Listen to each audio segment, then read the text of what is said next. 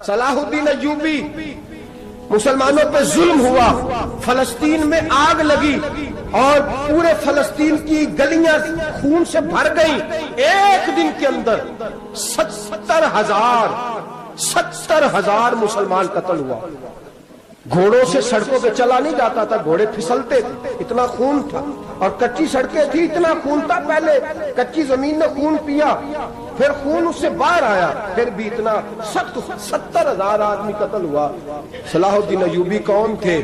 میرے غوث اعظم جیلانی کے مدرسے کے طالب علم تھے۔ جامعہ نظامیہ مدرسہ، یہ مدرسے ہیں جنہوں نے دین کے مجاہد پیدا کیے، مدارس ہیں جنہوں نے دین کے مجاہد پیدا کر کے پوری دنیا کے اندر پھیلائے ہیں۔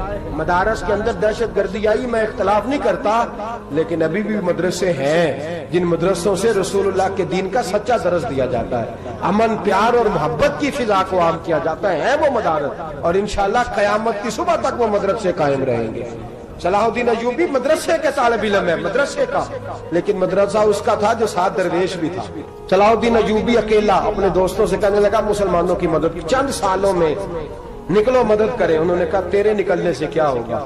کہنے لگا میں نے نہیں نکلنا، میرے اللہ نے میری مدد کرنی ہے، میرے اللہ نے میری اٹھ باندھ کمر، کیا ڈرتا ہے پھر دیکھ خدا کیا کرتا ہے، اور میں مجھے نکلنے دے، اللہ میری مدد کرے گا۔ تھوڑا تھوڑا کر کے فوج جمع کی، کوشش کی۔ چند سالوں کے بعد اسی جگہ جہاں مسلمانوں کا خون بہا تھا، اللہ نے اسلام کا جھنڈا پھر سے بلند کر دیا۔ صلاح الدین ایوبی فاتح بن کے مسجد اقصی کے دروازے پہ کھڑا ہے۔ چند سال گزرے، عیسائیوں کا اپنا وہ ظلم ابھی یاد ہے، اور عیسائی سارے لیڈر کہتے ہیں تیاری کر لو، اب ہمارے بچے کاٹے جائیں گے، عورتیں بیوہ ہوں گی، گردنیں کٹیں گی، اب دیکھنا جتنا خون ہم نے بہایا تھا مسلمان اس سے دگنا بہائیں گے۔ صلاح الدین ایوبی گھوڑے پہ کھڑے ہیں اور پوچھتے ہیں او عیسائیوں بتاؤ تمہارے ساتھ کیا کروں؟ گردنیں جھک گئیں، جواب کوئی بھی نہیں۔ کہا تم نے 70,000 مسلمان ایک دن میں مارا تھا، بولو تمہارے ساتھ کیا کروں؟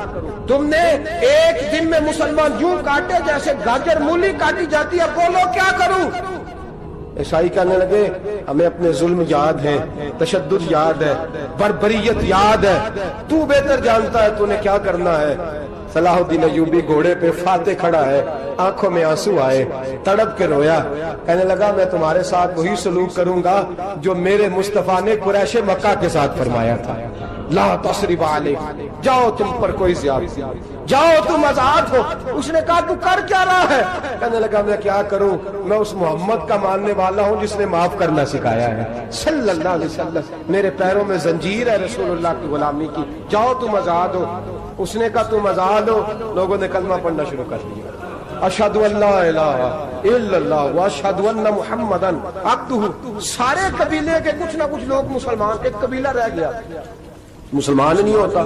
صلاح الدین ایوبی اپنے خیمے میں بیٹھے ہیں تو ایک بی بی آ گئی، اس قبیلے کا کوئی شخص مسلمان نہیں ہوتا۔ بی بی آئی، آگے کہنے لگی میرے 4 بیٹے جنگ میں کھو گئے، چھوٹے چھوٹے بچے جنگ میں کھو گئے، مل نہیں رہے، فوجیوں کو حکم دے مجھے میرے بچے تلاش کر کے دیں۔ صلاح الدین ایوبی نے جھٹ پٹ سر پہ امامہ باندھا، نیزہ پکڑا، سینے بند باندھا، اپنے جبے کو سمیٹا اور باہر کہنے لگی تو کدھر جا رہا ہے؟ کہنے لگا میں خود تیرے بچے تلاش کر کے دوں گا۔ صلاح الدین چند سپاہی ساتھ گلی گلی نکلے، گلی گلی فجر کے نکلے، اثر ہو گئی، تھک گئے، 2 نمازیں صحرا میں پڑھی، جنگل کے اندر پہنچے تو ایک کونے میں 4 بچے ایک جگہ ڈرے اور سہمے ہوئے بیٹھے ملے۔ صلاح الدین ایوبی اٹھا کے لائے، ماں کو کہنے لگے تیرے بچے ہیں، نکلا اس لیے تھا کہ میرے نبی نے فرمایا بچے جدا ہوں تو ماں کو درد بڑا ہوتا ہے، اور میرے رسول نے فرمایا تھا جب جنگ کرنے جاؤ تو کھیت برباد نہ کرنا، فصلیں تباہ نہ کرنا، بچوں کو ماں سے جدا نہ کرنا۔ فرمایا میں سوچ رہا تھا تیرے بچے کہیں میری وجہ سے جدا ہو گئے تو مصطفیٰ کو جواب کیا دینا؟ فرمایا تیرے بچے ڈھونڈ کے لایا ہوں۔ بچے ماں کے پاس آنے لگے تو ماں نے بڑے بیٹے کے منہ پہ تھپڑ مارا، کہتا اماں کیا ہوا؟ کہنے لگے تو نے سنا نہیں کہ دشمن کے بچوں کی اتنی حفاظت کرتا ہے، میرے پاس نہ جا، اس کے قدموں میں بیٹھ جا، جس نبی کے غلام اتنے سچے ہیں وہ نبی کتنا سچا ہوگا۔ جس نبی کے نوکر اتنے کھڑے ہیں وہ نبی کتنا کھڑا ہوگا؟ جا کے کلمہ پڑھ لے۔ مسلمانوں کی نا ایک تعداد لڑتے لڑتے دور چلے گئی، تاتاریوں نے قید کر لیا۔ 4 مسلمان تھے، تبلیغ کرنے گئے، جنگ کرنے گئے، جہاد کرتے کرتے کافروں سے لڑتے تاتاری قوم میں چلے گئے، وہاں قید کر لیے گئے تو سزائے موت کا حکم ہوا۔ 4 بزرگ تھے، سزائے موت کا حکم ہوا تو تاتاری بادشاہ جو تھا وہ بڑا خلاف تھا، بڑا سخت مخالف تھا مسلمانوں کے۔ اس نے کہا کہ ان کو جب پھانسی دینا نا مسلمانوں کو تو میرے سامنے دینا۔ اب 4 عالم ہیں، 4 صوفی ہیں، سفید داڑیاں، سر پہ امامے۔ پھانسی کا وقت آیا تو جو پھانسی گھاٹ ہے وہ ایک ہے، چاروں کو اکٹھے پھانسی نہیں ہو سکتی۔ ایک کو کہا کہ ایک ایک کر کے ان کو پھانسی دو۔ جب پھانسی کا وقت آیا نا تو جو سب سے پیچھے صوفی تھے وہ دوڑ کے آگے آئے، کہنے لگے بادشاہ پہلی باری میری لگا پہلی۔ اب بادشاہ نے کہا ٹھیک ہے اسے لٹکا دو۔ وہ قریب آئے تو دوسرے دوڑ آئے، کہنے لگے نہیں پہلی باری میں نے زیادہ کافر قتل کیے، میرا بڑا جرم ہے، مجھے پہلے سزا دو۔ ان کو پھانسی دینے لگے تو تیسرے آ گئے، کہنے لگے نہیں یہ تو میرا قتل کرتا تھا، رستے میں بتایا کرتا تھا، ڈھونڈ کے میں بتلاتا تھا کہ یہاں زیادہ تعداد ہے، مجھے پہلے پھانسی دو۔ تیسرے کے ساتھ بات ہو رہی تھی تو چوتھا دوڑا آیا، کہنے لگا یہ رستے بتاتا تھا، یہ تبلیغ کرتا تھا، یہ سارا کچھ کرتا تھا، لیکن کہا یہ کہتے تھے چلو واپس چلتے ہیں، میں جانے نہیں دیتا تھا، میں کہتا تھا اور کافر مارنے اور علاقے فتح کرنے، میرا جرم بڑا ہے، مجھے پہلے پھانسی دو۔ بادشاہ کہنے لگا مجھے 35 سال ہو گئے حکومت کرتے، بڑی دنیا کو پھانسی دی ہے، لوگ تو ایک دوسرے کو دھکے دیتے ہیں کہ پہلے تو جا پہلے تو جا، اور تم کیسی قوم ہو کہ ایک دوسرے پہ قربان ہو رہے ہو؟ کہنے لگا تم ایک باپ کی اولاد ہو، جاگ رہے آپ لوگ؟ تاتاری بادشاہ، کافر بادشاہ، اسلام کی مخالفت کرتے ہیں، ایک باپ کی اولاد ہو کا نہیں، ایک قبیلے کے رہنے والے ہو کا نہیں، ایک ملک کے رہنے والے ہو نہیں۔ اس نے کہا رشتہ کیا ہے تمہارا، رشتہ کیا ہے؟ بول کے کہنے لگے خدا ایک ہے، نبی ایک ہے، خدا ایک ہے اور نبی منفرد ایک ہے، اس قوم کی نقصان بھی ایک ہی سب کا نبی، اللہ بھی، قرآن بھی ایک، کیا ہی اچھا تھا ہوتے اگر مسلمان بھی ایک، یوں تو سید بھی ہو، مرزا بھی ہو، افغان بھی ہو، تم سبھی کچھ ہو، بتاؤ کہ مسلمان بھی ہو۔ فرمایا ہمارا اللہ ایک ہے، نبی ایک ہے، تو کہا پھر ایک دوسرے پہ جان کیوں دیتے ہو؟ فرمایا ہمارے نبی نے ہمیں بھائی بھائی بنا دیا ہے، بھائی کا دل نہیں کرتا اس کی آنکھوں کے سامنے بھائی چلا جائے، ہمارا دل نہیں کرتا پہلے مجھے دے پہلے مجھے دے۔ بادشاہ کہنے لگا تمہارا جذبہ مجھے متاثر کر گیا، جاؤ میں تم چاروں کو آزاد کرتا ہوں، تمہیں آزاد کرتا ہوں۔ میرے دوستو یہ رنگ تھا، دیکھیں نا، یہ اس دھرتی نے نظام دیکھا ہے نا، اس فلک نے پہلی بار دیکھا، اس زمین نے پہلی بار، اور میرے حضرت صاحب فرمایا کرتے تھے زمین تڑپ کے روئی، اس نے پہلی دفعہ دیکھا۔ احد کا میدان ہے، 3 صحابہ تپتی ہوئی زمین پہ زخموں سے چور چور پڑے ہیں۔ حضرت انس بن نضر رضی اللہ تعالیٰ عنہ پانی کا پیالہ لے کے پہنچے، ایک زخمی سے کہا تجھے پانی پلانا ہے، تو کہنے لگا میرے زخم تھوڑے ہیں، وہ جو ساتھ پڑا اس کے زخم گہرے ہیں، پہلے اسے پانی پلا دے، جا اسے دے دے۔ اس کے پاس پہنچے تو وہ کہنے لگا وہ مجھ سے پہلے گرا تھا، اس کا زخم زیادہ گہرا ہے، اسے پانی پلا۔ تیسرے کے پاس گئے تو کہنے لگا چوتھا تڑپ زیادہ رہا ہے، اس کی عمر زیادہ ہے، میں تو جوان ہوں برداشت کر لوں، بڑھاپے کی وجہ سے نڈھال ہو گیا، پہلے اسے پانی پلا۔ چوتھا کہنے لگا 5ویں کے پاس جا، 5واں کہنے لگا 6 کے پاس جا۔ حضرت انس بن نضر کہتے میں رو پڑا، میں نے کہا محمد کے غلاموں، رسول نے تمہیں کیسا جذبہ دے دیا ہے، زبانیں پیاس سے باہر ہے لیکن تمہاری اخوت مرتے دم تک قائم ہے۔ کہتے میں 7ویں کے پاس گیا تو کہنے لگا اگر 6 قربانی دے سکتے ہیں تو مجھے خود غرض نہ سمجھ، میں نے نہیں پانی پینا، جا پہلے کے پاس لے جا۔ کہتے میں پہلے کے پاس آیا تو روح پرواز کر گئی، دوسرے کے پاس آیا تو روح پرواز کر گئی، میں 7ویں تک آیا تو انتقال کر گئے۔ کہتے ہیں پانی کا پیالہ میں نے اٹھایا اور میں نے زمین پہ رکھا تو میں نے کہا پانی کھوا رہنا، محمد کے غلام مر تو جاتے ہیں پر ایک دوسرے کا خیال بڑا رکھا کرتے ہیں، گھوا رہنا یہ مر جایا کرتے لیکن ایک دوسرے کا درد۔ میرے دوستو لٹا ہوا برما، روتے ہوئے مسلمان، سسکیاں اور آہیں لیتی ہوئی مائیں پوچھتی ہیں اے خاصا اے خاصان رسول، وقت دعا ہے، امت پہ تیری آ کے عجب وقت پڑا ہے، وہ دین جو بڑی شان سے نکلا تھا وطن سے، پردیس میں وہ دین آج غریب الغربا ہے۔ فریاد ہے اے کشتی امت کے نگہباں، بیڑا یہ تباہی کے قریب آن لگا ہے۔ اور کیا خوبصورت جملے کہے تھے کہ نبی پاک صلی اللہ علیہ وسلم نے، حضور نے فرمایا تھا میرا مومن ایک جان کی طرح ہوتا ہے، ایک جان کی طرح ہوتا ہے، ایک کو تکلیف ہو جسم کے ایک حصے کو سارا حصہ پریشان ہوتا ہے۔ فرمایا یہ ایک مکان کی طرح ہے، ایک اینٹ دوسری اینٹ کو مضبوط کرتی ہے۔ فرمایا یہ مضبوط لوگ ہیں، یہ مضبوط لوگ۔ حضرت عمر فاروق کا زمانہ ہے، ایک آدمی نے سیری بھیج دی ایک گھر میں بطور تحفہ، قحط کا زمانہ تھا، گوشت ملتا نہیں تھا، جانور، ایک آدمی نے سیری بھیج دی ایک آدمی کے گھر میں۔ اس نے کیا کیا؟ اس نے اپنی بیوی سے کہا ہماری تو خیر ہے، ساتھ والا پڑوسی زیادہ غریب ہے، ادھر نہ بھیج دے، یہاں گندم امیر شہر کی ہوتی رہی خراب، اور بچی کسی فقیر کی فاقوں سے مر گئی۔ کہا ساتھ والے پڑوسی کے گھر سے میں کئی دنوں سے بھوک کی آوازیں، وہاں بھیج دے۔ اس کے گھر گئی تو اس کی بیوی شوہر کو مشورہ دیتی ہے، کہتی ہے میرے بچے تو دلیر ہے، ساتھ والے کے چھوٹے ہیں، وہ گزارا نہیں، ادھر نہ بھیج دے۔ ادھر گئی۔ ایک روایت ہے 7 گھر، ایک روایت ہے 21 گھر۔ 21 گھروں میں گھومتی ہوئی وہ صرف پھر پہلے کے گھر میں آ گئی، اور پہلا صحابی کہنے لگا صرف تو نے ہی محمد کا کلمہ نہیں پڑھا، باقی 20 نے بھی پڑھا ہوا ہے، صرف تو نے ہی رسول اللہ سے یہ درس نہیں لیا، باقیوں نے بھی لیا ہے، اور صرف تیرے اندر ہی جذبہ اظہار نہیں، تو ہی صرف مسلمانوں سے پیار نہیں کرتی، سارے ہی پیار کرتے ہیں۔ وہ صرف پھر آ گئی ہے، اب کیا کرنا ہے؟ اب کیا کرنا ہے؟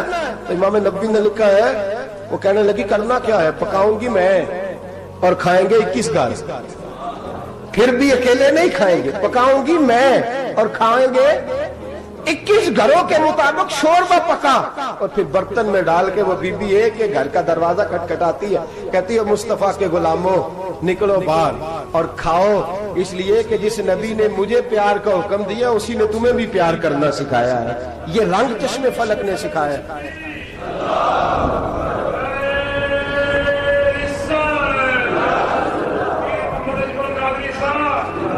آپ کی بڑی مہربانی، زندہ باد وہی ہے جس کو اللہ رسول زندہ باد فرمائے، بڑی مہربانی، اللہ جزا دے۔ بنو قریظہ اور بنو نذیر 2 محلے تھے یہودیوں کے۔ یہودیوں نے بڑی عہد شکنی کی تو نبی پاک صلی اللہ علیہ وسلم نے ان کو بے دخل کر دیا، مدینے سے نکال دیا، مدینہ منورہ سے۔ یہودی نکل گئے مدینہ طیبہ سے، تو جب وہ نکل کے جا رہے تھے تو ان کے مکان، ان کے باغ، ان کی جائیدادیں بچ گئیں۔ نبی پاک علیہ السلام نے انصار مدینہ کو پہلے بلایا، جاگ رہے ہیں نا آپ لوگ؟ پیسے آتے کسی کو برے لگتے ہیں، اب تو یہ بھی حلال حرام کی تمیز بھی اٹھتی جا رہی ہے۔ جائیداد، باغ، مال، علاقہ خالی ہوا ہے، وہ چلے گئے اور لوگ تو ڈھونڈتے پھرتے ہیں۔ اللہ خیر فرمائے، شاملہ ہر جگہ ملتی نہیں اب شہروں میں، وہ کس کس نے نام کرا لیا، کدھر گئی ہے کوئی خبر ہی نہیں، خالی جگہ پڑی ہے۔ میرے نبی پاک علیہ السلام نے پہلے انصار مدینہ کو بلایا، حضور نے فرمایا انصاریوں بہت بڑی جائیدادیں یہودیوں کی، بنو نذیر اور بنو قریظہ محلے خالی ہو گئے، میرا دل کرتا ہے وہ تمہیں دے دوں، اس لیے کہ تم نے اپنے مہاجر بھائیوں کے ساتھ بڑا تعاون کیا، جائیدادیں تم نے دے دی ہیں، مکانات دے دیے ہیں، بڑا کچھ تم نے دیا ہے، میرا دل کرتا ہے وہ تمہارے نام کر دوں۔ تو انصار مدینہ کیا کہنے لگے یا رسول اللہ دے تو ہم نے دیا ہے، پر وہ بیچارے جھچکتے ہی رہتے ہیں، وہ جھچکتے ہی رہتے ہیں، کھول کے ہماری چیزیں استعمال نہیں کرتے۔ تو حضور ہم تو پہلے ہی انصار ہیں، ہمارے پاس بڑا کچھ ہے، آپ مہربانی فرمائیں وہ سارا کچھ مہاجروں کو دے دے مہاجرین کو ہمیں نہیں چاہیے۔ اب چلے گئے بات کر کے، میرے حبیب پاک نے مہاجروں کو بلا لیا، فرمایا بنو نذیر اور بنو قریظہ قبیلے کی جائیدادیں آئی ہیں، تمہارے پاس بظاہر جو چیزیں ہیں بھی وہ بھی انصار مدینہ کی ہیں، تو میرا یہ خیال ہے کہ وہ سارا کچھ تمہیں دے دیا جائے۔ ابو بکر صدیق رضی اللہ تعالیٰ عنہ کہنے لگے یا رسول اللہ صلی اللہ علیہ وسلم ہمارے انصار بھائیوں نے ہمارے لیے دل تک کھول دیے ہیں، حضور انہوں نے ہر چیز بانٹ کے ہمارے سامنے رکھ دی ہے، ہم اتنے خرد غرض ہیں کہ سارا کچھ لپیٹ جائیں۔ کہ حضور ہمارے پاس جو مکان ہے وہ ہے، ہم کاروبار کر رہے ہیں، تجارتیں کر رہے ہیں، مزدوریاں کر رہے ہیں، ہم انشاءاللہ اور بنا دیں گے، آپ یہ ہماری طرف سے ہمارے انصار بھائیوں کو گفٹ کر دیں گا۔ آپ انہیں دے دیں. میرے حبیب کی آنکھوں میں آنسو آ گئے. میرے نبی پاک علیہ السلام رو پڑے. یا رسول اللہ آپ کیوں روتے ہیں؟ فرمایا تمہارا یہ بھائی چارہ قائم رہا تو اللہ اسلام کو بڑی قوتیں عطا فرمائے گا. اللہ طاقتیں دے گا اسلام کو اگر تمہارا یہ رنگ قائم رہا, یہ انداز. میرے غلاموں تمہارے یہ طور طریقے, ایک بھائی کہتا ہے دوسرے کو, دوسرا کہتا ہے تیسرے کو. عرض یہ کرنے جا رہا تھا کہ رسول کریم صلی اللہ علیہ وسلم نے یہ پیغام دیا امت کو. فرمایا دیکھیں نا کتنے بڑے لفظ ہیں. یہ نہیں فرمایا دوزخ میں جائے گا, یہ نہیں فرمایا کہ اسے جہنم کی سزا ملے گی. میرے نبی نے فرمایا میں اسے مومن مانتا ہی نہیں, میں اسے مسلمان اپنا مانتا ہی نہیں. حضور کسے؟ فرمایا جو پیٹ بھر کے کھاتا ہے اور اس کا ہمسایہ بھوکا سو جاتا ہے. میں مومن ہی نہیں مانتا. سزا تو تب ملے گی نا کہ جب میں کسی سزا کا اعلان کروں. میں مانتا ہی نہیں, وہ میرا ہے ہی نہیں. خود پیٹ بھر کے کھا رہا ہے, ہمسایہ اس کا بھوکا. میں نہیں مانتا انما المؤمنون اخوہ, مومن بھائی بھائی. میں مانتا ہی نہیں اسے. اور میرے حبیب پاک اتنے بڑے لفظ حدیث میں اور کہیں نہیں ملیں گے آپ کو, اتنے بڑے جملے کہیں نہیں ملیں گے. میرے نبی پاک نے فرمایا اللہ کہے گا قیامت کے دن. کون؟ اتنے بڑے لفظ حدیثوں میں ملتے نہیں جتنے یہ ہیں. حضور نے فرمایا رب فرمائے گا بندے سے کہ میں تیرے پڑوس میں بھوکا تھا, تو نے مجھے روٹی کیوں نہیں کھلائی؟ کون کہہ رہا ہے؟ اللہ کہہ. میں بھوکا تھا تو نے روٹی نہیں دی, میں ننگا تھا تو نے کپڑا نہیں دیا, میں پیاسا تھا تو نے پانی نہیں پلایا, میں بیمار تھا تو تیمارداری. یا اللہ نہ تو کھاتا ہے, نہ پیتا ہے, نہ کپڑا پہنتا ہے, نہ تو بیمار ہوتا ہے. لا تاخذہ سنۃ ولا نوم, تجھے بیماری آتی نہیں, اونگ نیند نہیں آتی. میرے مالک تو میرے پڑوس میں تھا. حضور فرماتے ہیں رب فرمائے گا وہ جو بندہ تیرے پڑوس میں بھوکا تھا تو بندہ تو میرا ہی تھا نا. وہ جو بندہ تیرے پڑوس میں ننگا تھا تو بندہ تو میرا ہی تھا نا. وہ جو تیرے پڑوس میں پیاسا تڑپتا رہا تو وہ میرا ہی بندہ تھا. تو دوائی لینے جائے تو بڑے اسپتال میں اور اس بیچارے کو 20 روپے پرچی کے بھی میسر نہ آئے تو میرا ہی بندہ تھا. میرے دوست خیال کر اور یاد رکھ, یہ جو ہمسائے ممالک میں ظلم ہوتے ہیں, زیادتیاں ہوتی ہیں. ہمارے گھر کا پنکھا اچھا چلتا ہے, ہم جلوس اس وقت نکالتے ہیں جب ہماری لائٹ بند ہوتی ہے. ہم جلوس اس وقت نکالتے ہیں جب ہمارا ایسا جو ہمیں تنگ کرتا ہے. ہم اس وقت درد محسوس کرتے ہیں جب ہمارے گھر تک آگ آ جاتی ہے. یہ جو باہر آگ جل رہی ہے یہ تیرے گھر بھی آ سکتی ہے. یہ جو باہر فساد ہو رہا ہے یہ تیرے دروازے تک آ سکتا ہے. میرے رسول پاک نے ایک جان, مسلمان کو ایک جان قرار دیا. مجھے بتائیے انگلی کو کٹ لگ جائے, مسلمان ایک جان ہے نا, انگلی کو لگ جائے کٹ, دماغ کہتا ہے میں نے نہیں سوچنا اس کے بارے میں نے اس کے درد کو محسوس ہی نہیں کرنا. انگلی کی درد ہے, انگلی جانے, اس کا کام جانے. ایسے ہی ہوتا ہے نا. بولے پیروں سے کہتے ہیں, انگلی کہتی ہے چل ڈاکٹر کے پاس, پیر کہتے ہیں نہیں میں نے نہیں جانا. انگلی کا کام ہے انگلی جائے. ایسے ہی ہے نا. دل سے کہتے ہیں تو تڑپ تھوڑا سا, انگلی کو درد ہے, کہتے میں تو تڑپوں, انگلی کا ماما, انگلی جانے, اس کا کام جانے. ٹیلی فون کرنا ہے, ڈاکٹر صاحب کا پتہ کرنا ہے, تو کان کہتے ہیں میں نے نہیں بات سننی ڈاکٹر صاحب کی, زبان کہتی ہے میں نے نہیں بولنا, انگلی جانے. ایسا ہوتا ہے. پیر احتجاج کرتے کہ میں نے ڈاکٹر کے پاس, میں کچھ چکر کھاتا پھروں ڈاکٹر کی دکان کی, انگلی کو درد ہے انگلی جانے. ایسا ہوتا ہے بھئی. میرے رسول پاک نے فرمایا مسلمان ایک جان ہے. تو درد برما کے مسلمانوں کو ہو رہا ہے تو پاکستانی کہہ رہے ہیں کوئی بات نہیں, وہ جانے, ان کا کام جانے. ایک جان ہے نا. درد ہونا چاہیے, تکلیف ہونا چاہیے. پھٹے پہ باتیں ہوتی ہیں اس موضوع پہ, اسمبلی پہ گفتگو ہوئی ہے اس موضوع پہ, آپ کی صوبائی اسمبلیاں اس موضوع پہ بولی ہیں, آپ کے کونسل اس موضوع پہ بولے. ہم تو اپنی اپنی سیاستیں, اپنے اپنے تماشے, اپنے اپنے چکروں میں لگے ہوئے. وہ دریا کے اندر سسکتے مسلمان, بنگالی کہتے ہیں ہمارے نہیں, برمی کہتے ہیں ہمارے نہیں, پاکستانی کہتے ہیں ہمارے نہیں, ترکی کہتے ہیں. وہ کس کے ہیں؟ وہ کس کے ہیں؟ وہ اللہ کے بندے ہیں, محمد عربی کے غلام ہیں صلی اللہ علیہ وسلم. لیکن میرے دوستو کیا ہمیں کیا غرض ہے, وہ جانے, ان کا کام جانے. یہ جب تیرے پیروں تک آگ آئے گی پھر تجھے پتا چلے گا یہ بڑی سخت آگ ہے. آج جس کافر نے برما پر عرصہ دراز تنگ کیا, مسلمان تھوڑے تھوڑے مفاد لینے کی خاطر نا, بنو عباس اور بنو امیہ کی جنگ چل رہی تھی. بنو عباس جو تھے وہ غالب آ گئے, بنو امیہ جو تھے ان کی حکومت ختم ہو گئی. تو عیسائیوں نے بنو امیہ سے کہا کہ ہم تمہارے ساتھ تعاون کرتے ہیں, ہم تمہارے ساتھ تعاون کرتے ہیں اور بنو عباس پہ غلبہ پا کے تمہیں حکومت دلاتے ہیں. بنو امیہ بڑی جدوجہد کر رہے تھے بادشاہی کے لیے, لیکن انہوں نے کہا کہ ہم لڑ رہے ہیں, کوشش کر رہے ہیں, لیکن ہمیں کسی کافر کی مدد کی ضرورت نہیں. ہم جتنا مرضی لڑیں لیکن کافروں کے ہاتھوں بنو عباس کو مروانے کو ہم تیار نہیں ہیں. ہمیں خبردار، تمہارا آپس کا معاملہ ہے، ہم خود نمٹ لیں گے. تمہیں اجازت نہیں دیتے تم اندر کودو اور کود کر کے تم فسادات پیدا کرو اور مسلمانوں کے اندر تقسیم کرو. میرے دوستو، مسلمان کو سوچنا چاہیے، سوچ بڑی رکھنی چاہیے. گھر کی جنگ سے نکل آ، اب بہو ساز کے جھگڑے سے باہر آ جا. اب محلے کی سیاست چھوڑ کے باہر کا سوچ. اب اسلام کو تیری حاجت ہے.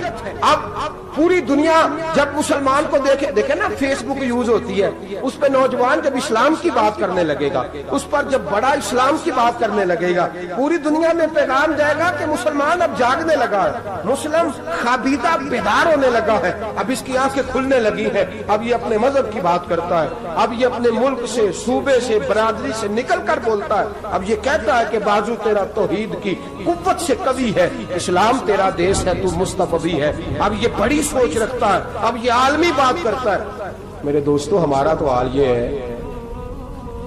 امام اعظم ابو حنیفہ کا فتویٰ ہے، آپ فرماتے ہیں جو مولوی عالمی حالات سے باخبر نہ ہو وہ جمعے کی تقریر نہ کرے، وہ مسلمانوں کی رہنمائی نہیں کر سکتا.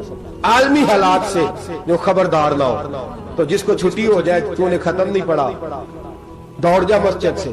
تو ختم نہیں پڑھتا، ہمارے تجھے پتہ ہی نہیں دکان رہتا ہے، بھاگ جا. وہ عالمی حالات پہ بات کرے گا، کیونکہ بیچارے کو تو پتا ہے میری سویرے چھٹی ہو جانی. سیاست کا لفظ چھیڑا نہیں تو میں گیا نہیں.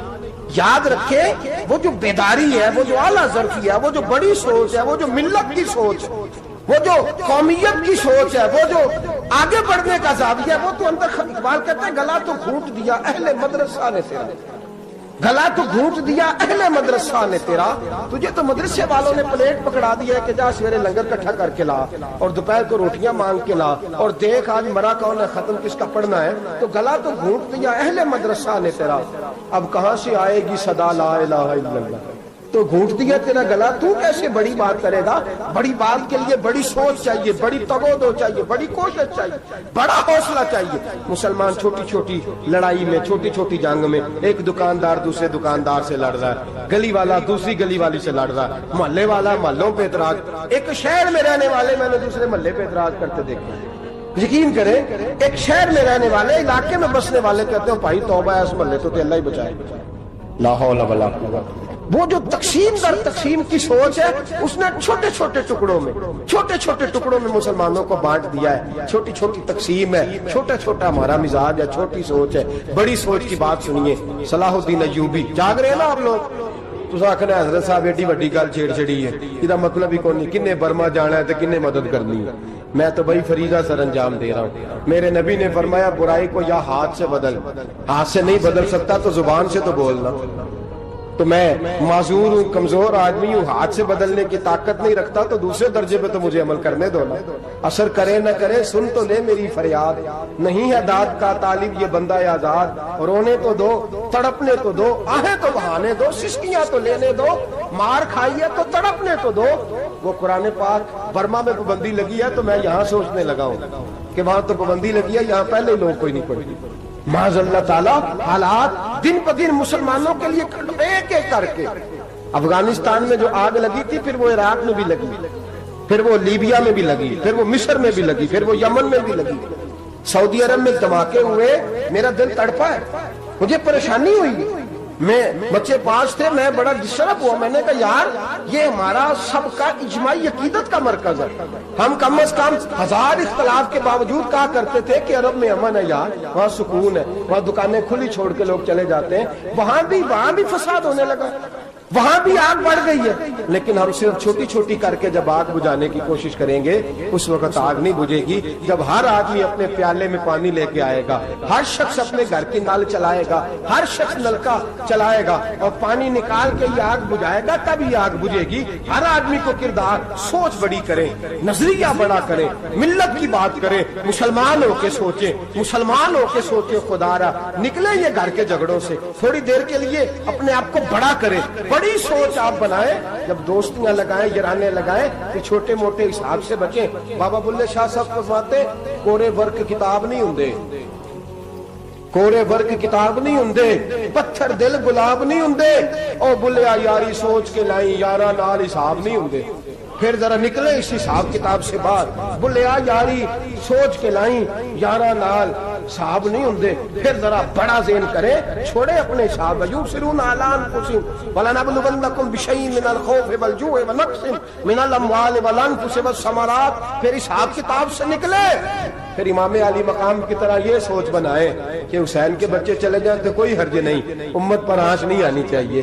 ایک امام علی مقام، کل تک امام میدان میں کھڑے تھے تو اکیلے تھے، لیکن آج پوری دنیا کہتی ہے حسین ہمارا ہے، حسین ہمارا ہے۔ آج نظریہ امام علی مقام زندہ ہے، تو اکیلا ہے تو کھڑا ہو، یہ نہ کہا کر چھوٹی سی مسجد ہے، ایک کونا کا کھڑکاوا، مولانا تقریر کر رہے ہیں تو کیا بنے گا، ایک آواز کہیں سے گونجا کرتی ہے، پھر اس میں تاثیر میرا اللہ پیدا فرما دیا کرتا ہے، پھر اس کے اندر قوت میرا رب پیدا فرما دیا کرتا ہے، پھر اللہ اس میں تاثیر پیدا کر کے چار دانگ عالم میں پھیلا دیا کرتا ہے۔ جب آپ نماز پڑھ رہے ہوتے ہیں، جب آپ کا مصلی آباد ہوتا ہے، صلاح الدین ایوبی ایک بزرگ سے ملاقات ہو گئی، بیت المقدس پر قبضہ تھا عیسائیوں کا، تو صلاح الدین بڑے پریشان تھے۔ وہ بابا جی کہنے لگے پتر کیا ہوا؟ کہنے لگے حضور پتہ چلا ہے دشمن کے 2 بحری بیڑے اسلحہ لے کے آ رہے ہیں، مسلمان پہلے ہی کمزور ہیں، اور اب اگر 2 بحری بیڑے اور آ گئے تو حضور مسئلہ بن جائے گا۔ تو میں پریشان ہوں کہ کس طرح یہ کم مسئلے والی ہماری فوج ہے کیسے مقابلہ کرے گی۔ تو بابا جی کہنے لگے پتر اس طرح کرنا، آج رات تو بھی دعا کرنا اور میں بھی کروں گا، تو بھی دعا کرنا، آپ ناراض نہ ہونا، ہم تو پیروں والے ہیں، ہم تو پیروں کے نوکر غلام ہیں، ہمارا تو گزارا ہی نہیں، ہمیں تو ملتا ہے سارا کچھ وہاں سے۔ پر میرا سوال یہ ہے کہ تعویذ لینے جاتے ہو، نفل کیوں نہیں پڑھتے؟ رات اللہ اللہ کیوں نہیں کرتے؟ یہ بھی تو ہمارے بزرگوں کا ہی طریقہ ہے، انہوں نے تو ہمیں سکھایا ہے۔ صلاح الدین ایوبی سے بزرگوں نے کہا کہ رات آج نا اللہ اللہ کرنا، تو میں تیرے لیے دعا کروں گا، تو بھی دعا کرنا۔ تو بندہ جب دکھی ہوتا ہے تو سجدہ کرتا ہے، تو پھر ہی تو مصلی بھیگ جاتا ہے، پھر ہی تو مزہ آتا ہے۔ سکھی بندہ تو کعبے جا کے نہیں روتا، دکھی تھے، تکلیف تھی، تو سر رکھا سجدے میں تو تڑپ گئے۔ اور وہ بابا جی کہتے ہیں میں مسجد آیا تو صلاح الدین چیخے مار کے رو رہا تھا اور کہہ رہا تھا مالک میں کوئی اپنی شان کے لیے تو نہیں نہ لڑ رہا، اللہ کو میں کوئی قبضوں کے لیے تو نہیں لڑ رہا، مالک تیرے لیے لڑ رہا ہوں، مجھے بے آبرو نہ کرنا، میری مدد فرمانا۔ کہتے ہیں میں آیا تھا کہ مسجد میں دعا کروں گا، پر صلاح الدین ایوبی کو روتے دیکھا تو میں لوٹ گیا۔ تو سویرے صلاح الدین ملے تو بڑے خوش تھے۔ میں نے کہا پتر کیا ہوا؟ کہنے لگے حضور وہ بحری بیڑے 2 آ رہے تھے نا اسلحہ لے کے، دونوں ڈوب گئے پانی میں ڈوب گئے۔ تو بابا جی کہنے لگے صلاح الدین وہ پانی میں نہیں ڈوبے، وہ تیرے آنسوؤں میں ڈوب گئے، وہ غرق ہو گئے، وہ جو تو نے مصلی بات کیا تو وہ تیرے آنسوؤں میں ڈوب گئے، وہ غرق ہو گئے، وہ تباہ اتنے قیمتی تھے تیرے آنسو کے بہا لے گئے دشمن کے بحری بیڑوں کو۔ میرے بھائی ٹھیک ہو گیا جی، میرے عزیز سمجھ لیں اس بات کو ہمیشہ کے لیے، اور اس پر غور کر لیں اچھے طریقے سے کہ میرے رسول کریم سید عالم صلی اللہ علیہ وسلم نے نا ہماری توجہ دلائی، حضور نے ہمیں بتلایا، ہمارا ذوق بڑھایا عبادت کی طرف۔ ایک صحابی تھے حضرت ابو فاطمہ رضی اللہ تعالیٰ عنہ، یہ ترمذی شریف کی حدیث ہے۔ نبی پاک علیہ السلام نے فرمایا ابو فاطمہ قیامت کے دن مجھ سے جلدی ملنا چاہتے ہو کہ دیر کے ساتھ؟ تو کہنے لگے حضور کون ہوگا جو دیر سے ملنا چاہے، ہم نے تو جان دے دی وعدہ دیدار پر۔ اعلیٰ حضرت فرماتے ہیں جان دے دی وعدہ اور نقد اپنا دام ہو ہی جائے گا۔ مجھے لگتا ہے کہ یہ سودا نقد و نقد ہو جانا ہے، چونکہ ہم نے جان دے دی وعدہ دیدار پر۔ آپ نے وعدہ کیا تھا کہ مریں گے تو پھر زیارت ہوگی، تو مر گئے ہم زیارت کی خاطر۔ جان دے دی وعدہ دیدار پر، تو نقد اپنا دام ہو ہی جائے گا۔ اے رضا ہر کام کا ایک وقت ہے، دل کو بھی آرام ہو ہی جائے گا۔ تو حضرت ابو فاطمہ رضی اللہ تعالیٰ عنہ سے نبی پاک صلی اللہ علیہ وسلم نے فرمایا جلدی ملنا چاہتے ہو کہ دیر سے؟ عرض کی حضور فٹافٹ ملنا ہے، میں نے قیامت کے دن آپ سے جلدی ملنا ہے۔ تو نبی پاک علیہ السلام نے فرمایا پھر اس طرح کرنا، دنیا میں رہ کے سجدے زیادہ کرنا، پھر سجدے زیادہ کرنا، قیامت میں ملاقات جلدی ہو جائے گی، قرب ملے گا تمہیں۔ اپنے بچوں کے اندر دیکھیں نا، ہم شوق پیدا کرتے ہیں، ہمیں صحیح لفظ نہیں بولنے آتے پر ہم بچوں میں شوق پیدا کرتے ہیں کہ پتر ڈاکٹر بن جائے گا تو بڑا نفع کرے گا، تو لوگوں کی خدمت کرے گا، ملک و ملت کی خدمت کرے گا، تیرے ابا کا نام روشن ہوگا، تیرے دادا کی تعریفیں ہوں گی. ہم یہ ذوق پیدا کرتے ہیں. ہم اپنے نوجوانوں کے اندر یہ فکر پیدا کرتے ہیں، انہیں ہم سمجھاتے ہیں کہ میاں جب تم پڑھو گے، محنت کرو گے تو فلاں آدمی کی طرح تمہارا نام ہوگا.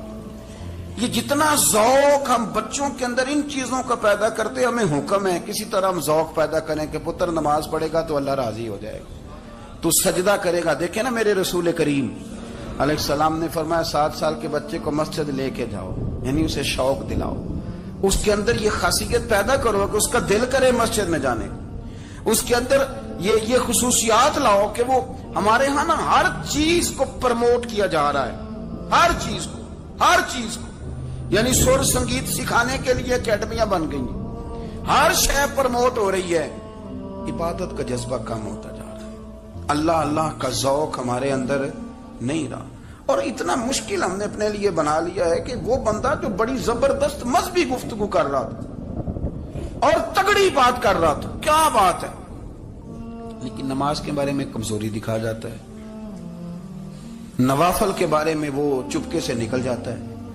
امام احمد بن حنبل رحمۃ اللہ تعالی علیہ،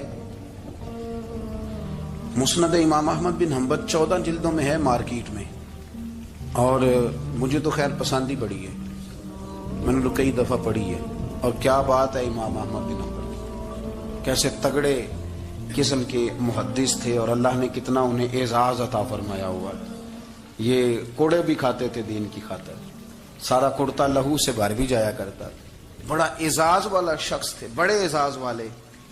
حدیثیں جمع کرنا، حدیثیں لکھنا، حدیث پڑھانا، سارا دن رہتے تھے. کہہ سکتے تھے کہ میں کر تو رہا ہوں کام، اور حدیث بھی موجود ہے کہ عالم عابد سے افضل ہوتا ہے، پر اس کے باوجود امام احمد بن حنبل رحمۃ اللہ علیہ 300 نفل فرض نمازوں کے علاوہ پڑھا کرتے تھے. 300 نوافل روز پڑھا کرتے تھے. ان کے بیٹے نے کہا ابا جی مکان خریدنا ہے تو وہ جگہ کہاں کر کے لوں، بہت ساری آبادیاں. تو فرمایا پتر وہاں لینا جہاں مسجد قریب ہو. میرے رسول کریم سید عالم صلی اللہ علیہ وسلم اتنا پسند کرتے مسجد کو، اتنا پسند کرتے نماز کو کہ رسول کریم صلی اللہ علیہ وسلم تہجد کی نماز بھی پڑھتے، پھر حضور فجر کی نماز بھی پڑھتے. نبی پاک وتر کو الگ کر کے پڑھتے، عشاء کے ساتھ نہیں پڑھتے. یہ تو ہم اس لیے اجازت دی ہمارے بزرگوں نے کہ بعد میں اٹھے گا کون علیحدہ وتر پڑھنے کے لیے، عشاء کے ساتھ پڑھ لے.